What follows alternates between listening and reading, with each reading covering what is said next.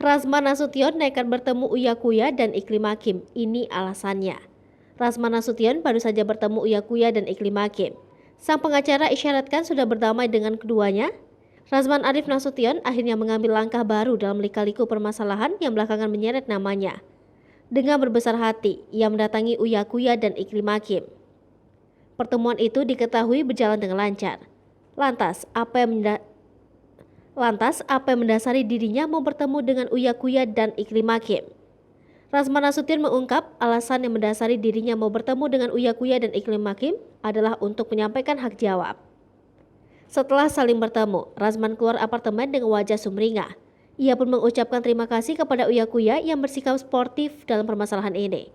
Razman agaknya senang kini berhasil membuka tabir yang masih abu-abu mengenai pemberitaan tentang dirinya.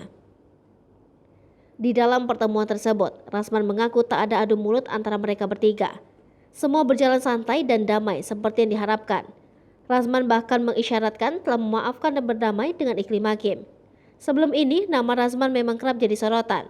Setelah mengenai ijazah palsu, kini Razman dituding sang mantan asisten pribadi Claudia. Razman disebut telah melakukan pelecehan seksual pada Claudia.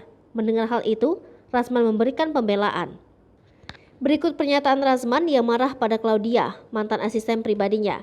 Perseteruan antara Razman dan Claudia, mantan asisten pribadinya, mulai memanas. Claudia membongkar borok mantan bosnya di depan Dennis, membuat Razman meradang. Terlebih Dennis saat ini juga sedang berseteru dengan Razman Nasution. Dilansir dari unggahan Razman, mantan bos Claudia meminta maaf atas perlakuan mantan asisten pribadinya. Kemudian Razman Nasution pun meminta untuk netizen tidak menerima Claudia untuk bekerja.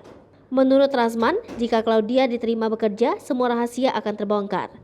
Tak terima dengan tuduhan pelecehan yang dilakukan olehnya terhadap Claudia, Razman pun mengancam agar mantan asisten pribadinya tidak sembarangan berbicara.